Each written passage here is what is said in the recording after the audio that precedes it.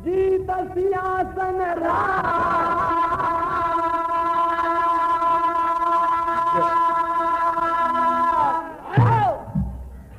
आए अवधपुरी के धाम, खुशी में जनक राम को भेजे हैं संदेश।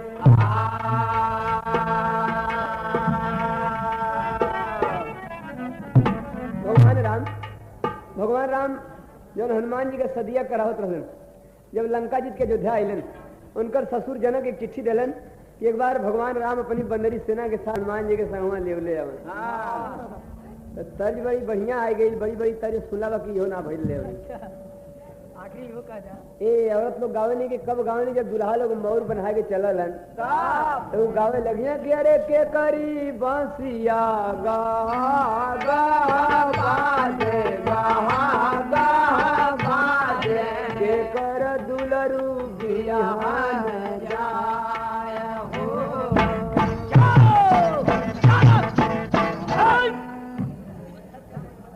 गीत लोग का अलगे अभी होला। जब ससुरारी दुल्हा पहुंच गया कोहबरे जाए लगे तो वहां फिर लगे लपा लपला हवे कि छुटी गई ना गोई जा जाती गई ना लेरुआ जाती गई ना लेरुआ ओ खू खू खू खू हंसला दामाद।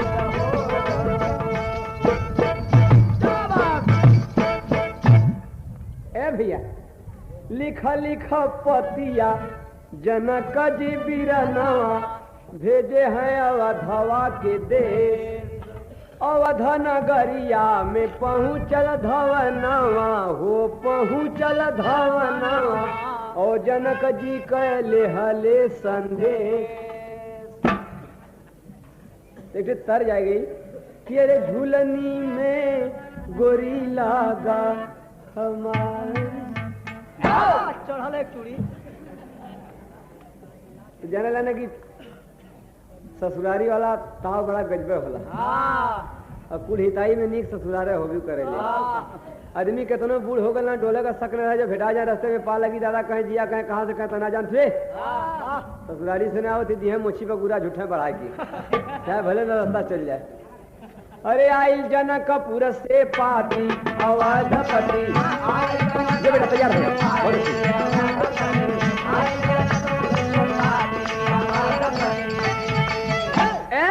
भगवान राम अपनी बंदरी सेना के साथ चलन कैसे चलन कि हंसत खेलत सब चलन बनरवा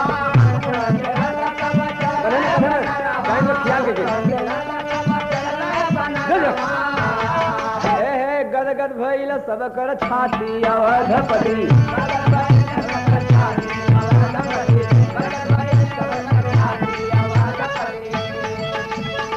तनी आगे के तमाशा सुना कि संगे के ससुरार करे जात रहल बानर फिर रहल कि ससुरार कोने समान का ना होला यार। तनी यह चल के पता लगावल जाई। सात सुग्रीव अंगद जामवंत जान चले और सबके आगे से हनुमान सीना तान चले। आगे आगे रहलन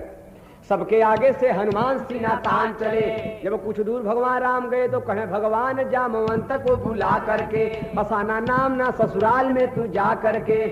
कलन की बुढ़ऊ जामवंत ससुरारी वाली बात हो हमारो इज्जत के बचाए लिया धन मोची बगुरा कहले कि जिया राजा बनल काम ढेर इज्जत हमारी बाय में। जामवंत कहले कि भगवान का कर तो भगवान बताए कि लाज ससुराल में हमारी तू बचाई हा दादा और जैसे खैया वैसे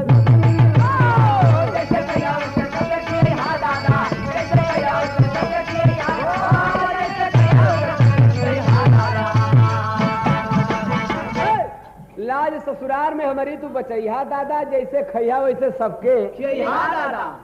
ए बाबू ये हंसते गाते बंदरी सेना के साथ जब मर्यादा पुरुषोत्तम श्री रामचंद्र जी पहुंच गए जनकपुर के पास गांव के बाहर खेमा डाल दिए। अब राजा जनक को पता लगा कि आपके दामाद भगवान आए। ई दमादे का प्रेम झपट के कैलन कहते पहले घटना सुन ला आप लोग कि राजा जनक गौवा के बहरे राम से मिले इलन कैसे मिलन कि ससुर दामाद को सीने से जब लगाए हैं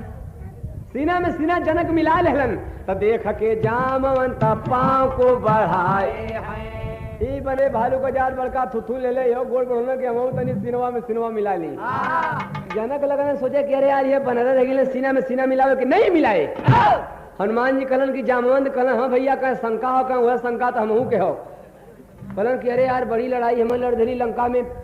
लेकिन कौनो ससुरा हमारे राम का सीना नापे वाला है बुढ़वा मती ना मिलन। कहे तब कहे न रगड़त कई मिनट लगी। तब बंदर इस सेना को लड़कार के झट पड़ धाया, पकड़ लो साले को राम चल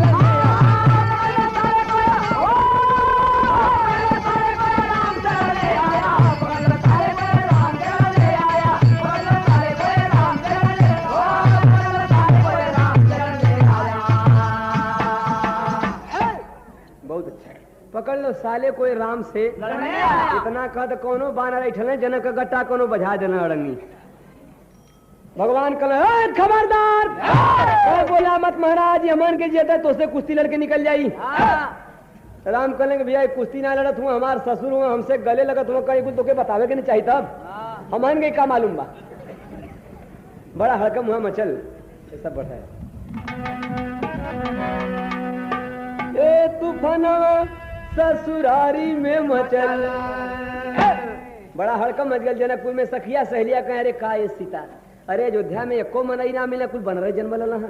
भला बुढ़ऊ जनक का जिंदगी बच गई। तो सखिया मारे मिलके सीता के मेहनवा तूफानवा ससुर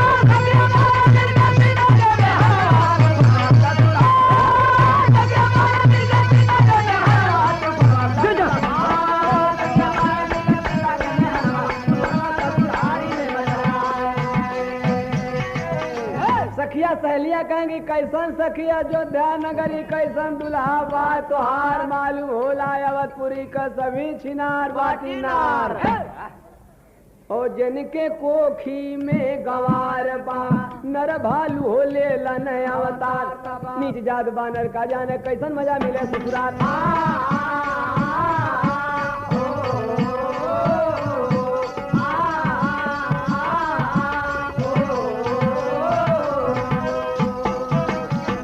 भगवान कहने की भा हाँ जरूरत है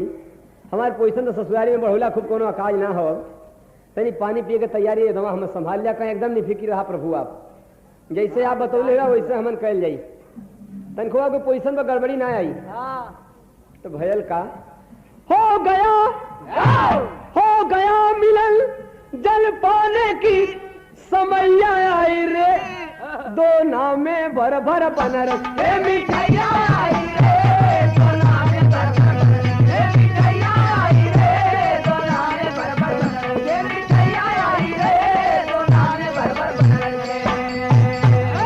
मिठाई खाए बदे आगिल बनरन की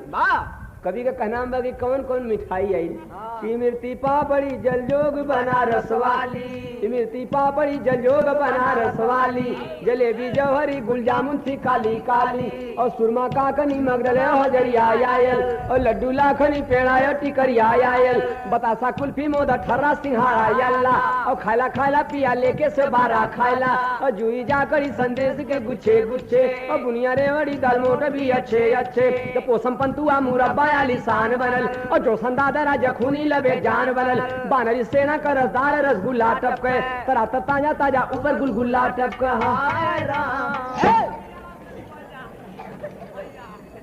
ये कुल मिठाई खाए बदे की आएगी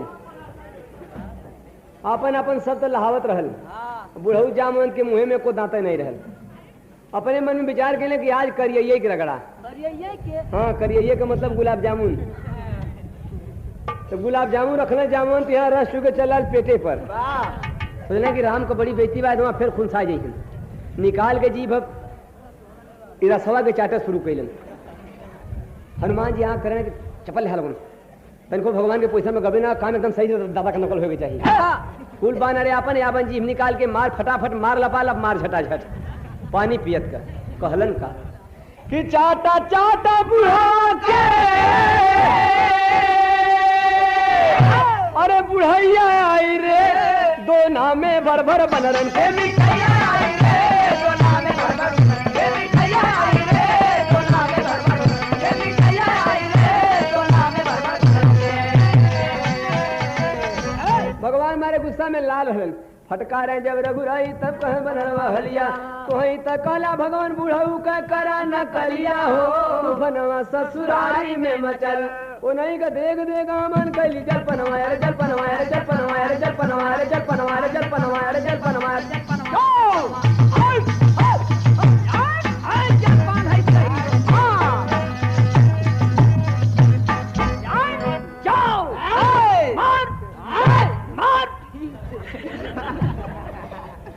ए भैया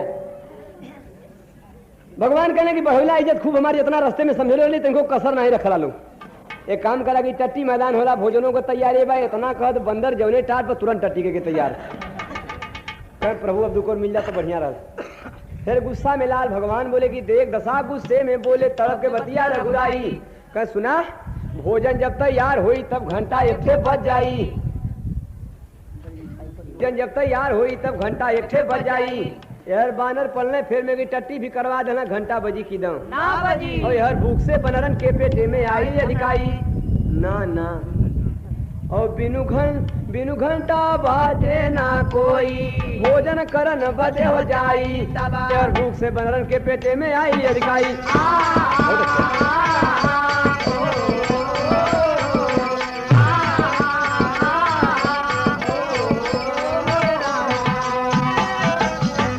बढ़ गई भैया सभी बंदर इंतजार लगे करने की घंटा कब बजता था तर गिल की झुमका गिरा यह तर जब अगर गाना का भाव सुना बंदर यही जोते थे कि कब घंटा बाजी रे मोरे राजा के दरबार में कब घंटा बाजी रे मोरे राजा के दरबार में कब घंटा बाजी रे मोरे राजा के दरबार में कब घंटा बाजी रे। कुछ देर तक बेचारे इंतजार किए कि अब बजेगा तब बजेगा घंटा नहीं बजा और जो रहा भूख से गए सभी अकुलाई। हनुमान जी के बंदर के बोलो ना कहीं कैठे बजाओ कहीं कहना कहना ठोक देवे कहीं कहा जाके बजा था भगवान तो खुनसाल में भोजन यहाँ ना मिली तब धीरे से एक बंदर जाकर दौड़ पड़े हैं सारे बंदर रोक रहे रघुराई और मगर रुके ना रोकन से चढ़े आसन लिए जमाई आए कब घंटा बाजी रे कुम मिले मजा ससुराल में कब घंटा बाजी रे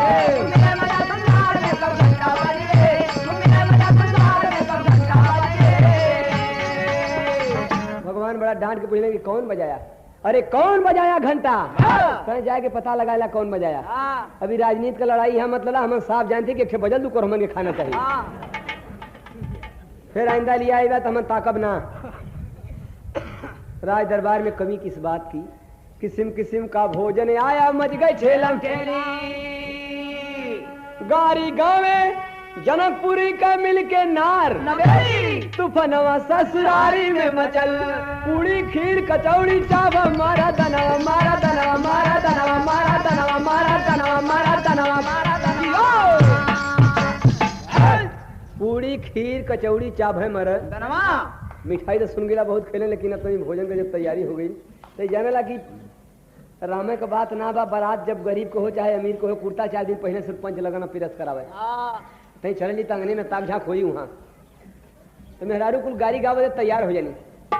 ते गीतिया के तनी लोग बक्सर के पूर्व गावे नी कि अरे तारा नारिया रवा का बारी ऊपर सामने लगा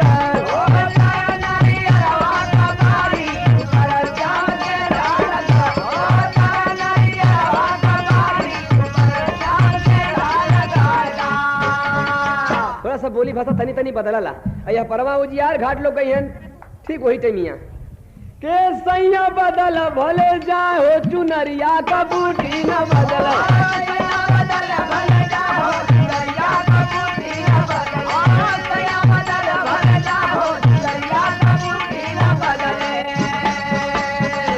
आजमगढ़ में गाय दी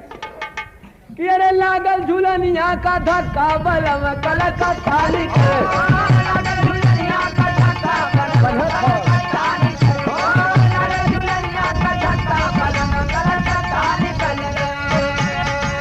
अरे तनी साउर पश्चिम में प्रतापगढ़ तक वहाँ गई है तनी कोहर का बसवा ढेर बदले लोग कहने काम नहीं कहाँ से आवत है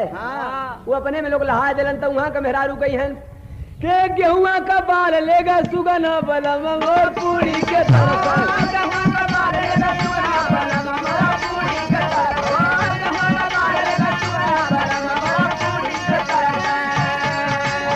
यही तर्जमा के मिर्जापुर में गई है के रे ठाड़ गोरी गंगा हिलो रे झुलनिया ले गई मछलिया गंगा हिलो रे झुलनिया ले गई मछलिया ठाड़ गोरी गंगा हिलो रे झुलनिया ले गई मछलिया।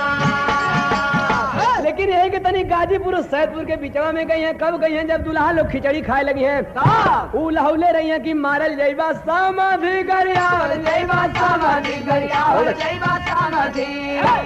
मारल जइबा समाधि गरियावल जइबा समाधि गरियावल जइबा समाधि और बीच मड़ौआ बांध के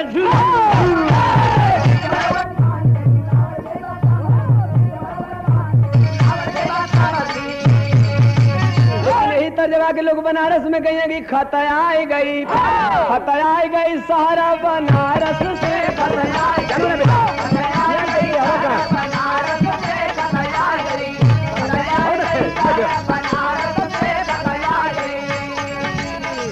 इमार 10-20 गोल अंगने में लहुले रही लपालप तू गाय दुल्हा खिचड़ी खाए लगे हैं ते नहीं स्त्रीलिंग पुलिंग का पता का लगा वही में गा गे अपन लगौले रही हैं क्यों न होहर से गाय दी कि थोड़ा आज मारेगा थोड़ा काल मारेगा कुछ दिया देवारी के बाद मारेगा तबले होहर से लपट जाएंगे हे चिट्ठी पावे लगी ना पावे आवे लगी ना चिट्ठी बचे लगी ना बचे आवे लगी ना बहन बेचे लगी ना बेचे आवे लगी ना जंगा जोड़े लगी ना जोड़े आवे लगी ना टोए लगी ना टोए आवे लगी ना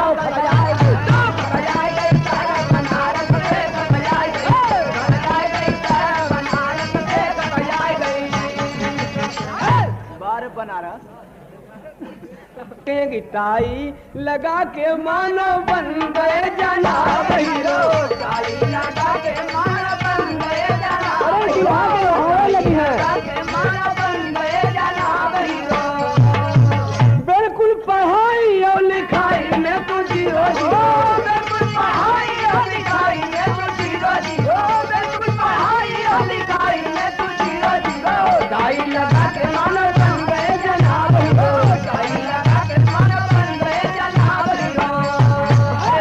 प्रसंग छिड़ा जिस समय मर्यादा पुरुषोत्तम श्री रामचंद्र जी जनकपुर नगरी में भोजन करने के वास्ते बैठ गए तो वहाँ की औरतें कैसे गावेंगी घोटा घोटा बड़ी मिठाई खाए गल हुआ और घोटा घोटा मसाला घोटा हो घोटा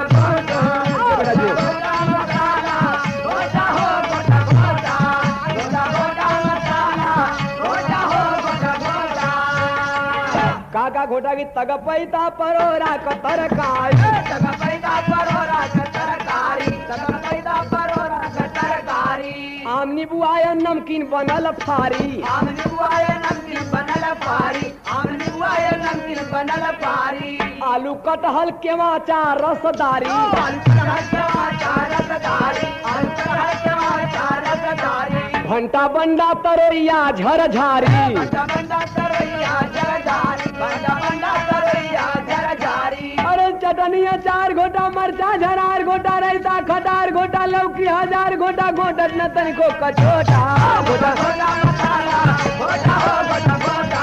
घोटा घोटा मसाला घोटा हो घोटा घोटा एते नाम रानी कहनी के बहनी अरे बड़े भाग से भगवान भेटा गेलन ससुरारी में आल हम 10 घरे का भौरा है घूमिला बियाह शादी कराईला तनी हम के घोटा ले बता तो वो किसे घोटावे लगलिन कि टिंडा लौजान घोटा भिंडी भूडान घोटा टमटम कचान घोटा सोया करान घोटा सलजम महान घोटा लौकी बिहान घोटा अरे घोटा घोटा होइलो मका सोटा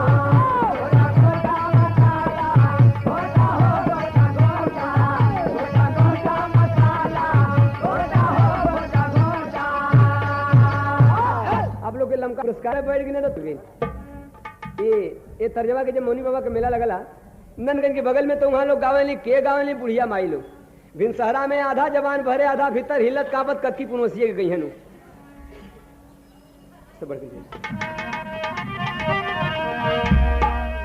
गई है कि अरे बोला हरी बसवारिया में सुगाना हो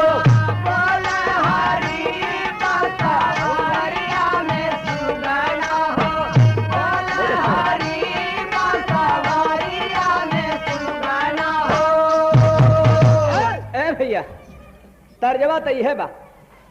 यार भगवान राम जब भोजन करने के वास्ते बैठ गए, कटहल की तरकारी भी परोसी गई थी और जामुन की अगुवाई थी। बंदर नकल में थे कि जैसे चाचा खाएंगे वैसे सब लोग खाएंगे। तो ये कैलन का जामुन की दावत तरकारी छटकी गई बिया हो, दावत तरकारी छटकी गई बिया हो, दावत तरकारी छटकी गई बिया हो। बड़े फेर में जामुन पड़े कि अगर बिया मैं नहीं लोक लूं तो राम की बड़ी बेइज्जती हो जाएगी।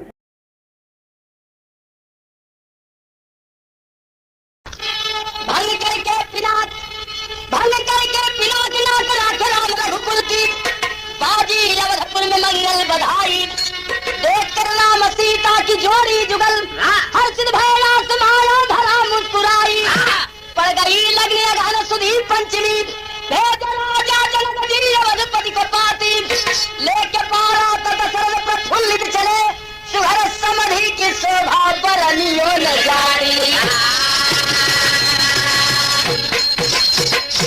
भगवान राम धनुष तोड़ करके जनक जी के प्रयोग पूरा केलन। ए भैया, जैसे धनुष रखवा के जनक जी ऐलान केलन, जो धनुष तोड़ेगा उसकी सीता की शादी होगी। लेकिन रामायण का कहना है कि भूप सहस दसे कई बारा लगे उठावन टहे डाला कोई से हिलबे ना कर। जनक जी निराश होकर कहे, मालूम पड़ा कि धरती वीरों से खाली है,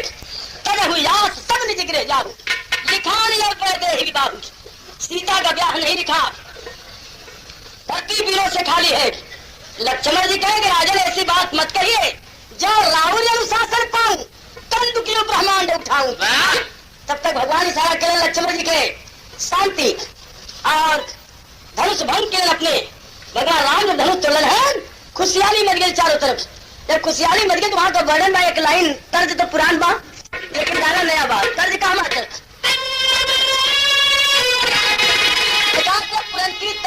मजेदार है के हाल है जरा नैकियों में कैसे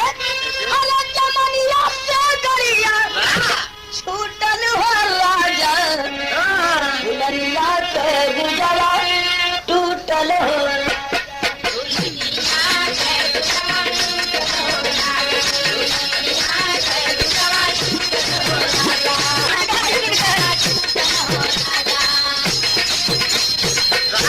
ये दूर प्यार गुप्ता रेडियो से पहले मेरा नाम भूल गई है। नमस्कार बस भैया क्या तरज है बा, लेकिन गाना का भाव बात। अरे गली खुशियाँ गली गली खुशियाँ की कली मुस्काए, सुबह से हरा जबर घुबर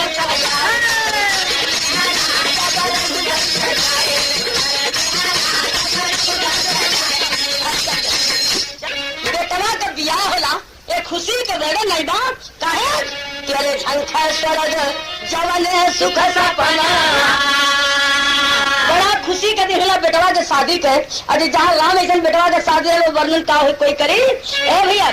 ये झंखा स्वर्ग जवन सुख सपना, बड़े भाग आयल है आज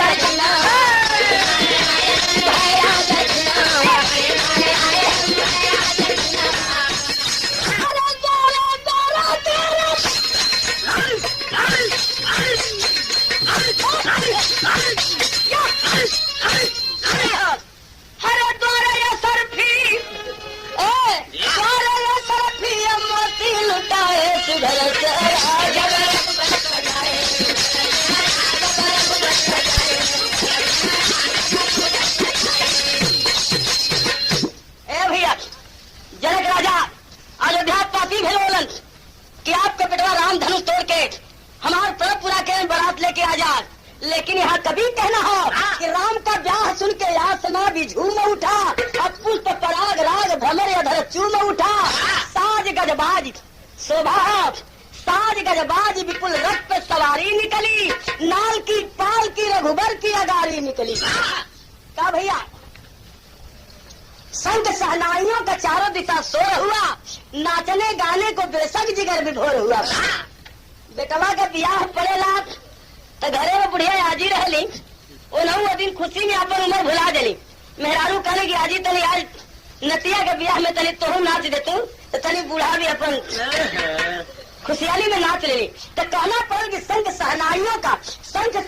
का चारों दिशा शोर हुआ, नाचने गाने को बेशक जिगर विभोर हुआ। अरे कोई न्योता कोई बिन न्योता ले उछाह चला, देखने दीन बंधु राम का विवाह चला।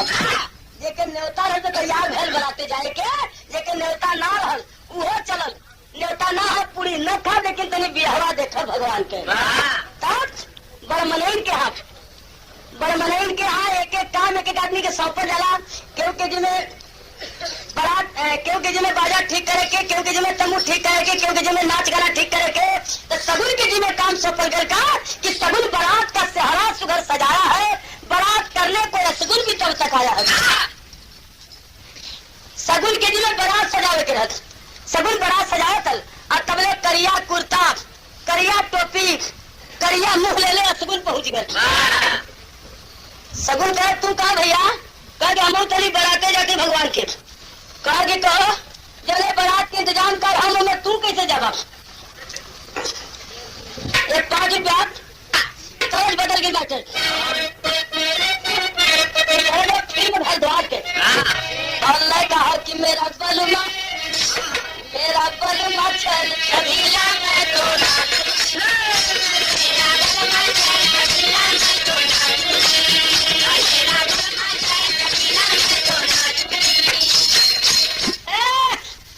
तरज है, लेकिन गाना का भावा कि सगुन से कह दिखा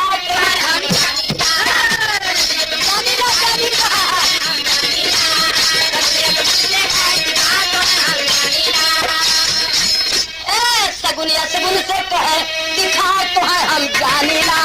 अगर जीव देखत मुँह तो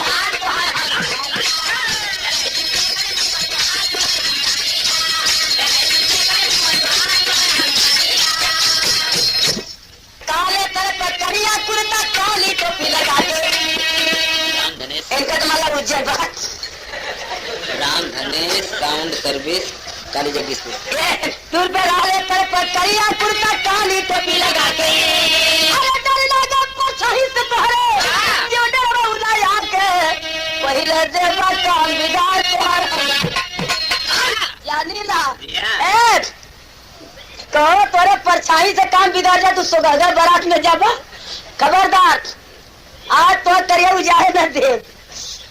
सगुन डांटे बा असगुन करके देखा भाग, एक बात बता थी कहे का क्या हम बराते जा कहे तो जाए ना दे, तर्जमा बदल के मास्टर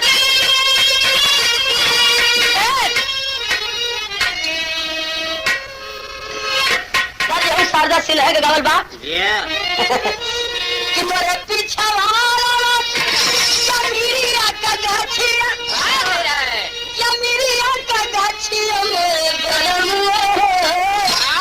मोरे बलम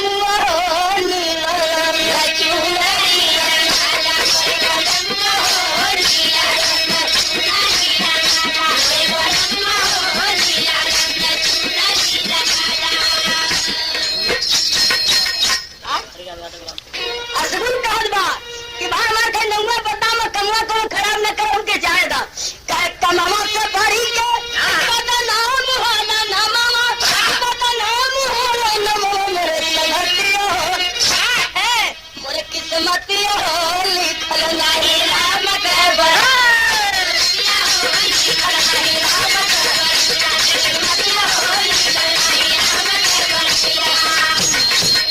कमावा से भरी के बदनाम होला ना मामा मोरे किस्मतिया हो लिखल नहीं राम के बरतिया। हम कोनो काम बिगाड़े ना, हमारे नाम बदनाम है जरूर, लेकिन हमके देख ले रबी हवा सगुन का खबरदार से आज कुछ बार चली ना जले बारात में हम उनमें तू नहीं। आज भगवान के शादी में असगुन जाए ना दे, हम सगुने सगुन रही असगुन रहबे ना करी। कह रहे भाग देख ले रतनी भी हवा हो है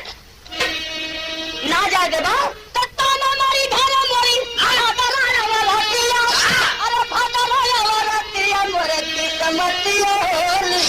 नहीं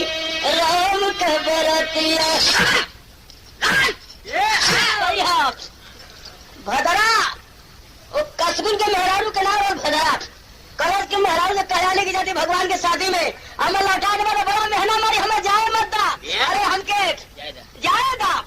सगुन का जाए ना तो दोनों जगह झगड़ा देख के शंकर भगवान आ गए कि राम के शादी में सगुन जाई तो ठीक ना बा, लेकिन न जाई तो के दुख भी हुई। ऐसा कोनो उपाय लगा दी कि दुख भी न हो और जाए भी न पावत। शंकर का तर्ज बदल गई। तर्ज है बा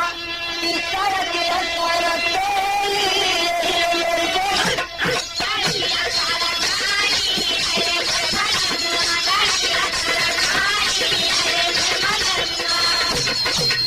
तर्ज है, लेकिन गाना का भाव बा कि बोले हसी वदानी अरे बोले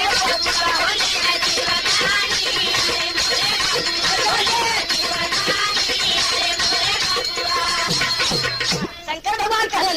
माना मेरी बतिया कि चली हमारे परतिया हर सदिल मानी अरे मेरे बबुआ। दुखी मत हो, तू हमारी बारात में चली। आज राम के साथी में तू ना जाए परिवार सगुन जो इंतजाम कर। आज सगुन के दिल में ठन गई हो कि तुम्हें जाए ना दे, तो चिंता मत करा। आज हम तो के न्योता देती है पहले बारात के हमारी बारात में चली। हाँ और तुहार कुछ संगियम आ रही है। अरे भूतावा पर तवा तने नच है तेरी मिया पिया है सगुन पानी अरे मेरे बबुआ। यह सगुन जब डांटा था तो के पानी पियावा चली। तो आज कुछ संगियम आ रही है बाराती में तू आगे आगे रही है। देखिए हमारे कहा बिगड़ला। शंकर जी कहा तमाम भूत परे डाइन साथी पिताजी न पड़ी चपड़ी लंगर लूर जाना बेबर कुल चलिए हुई।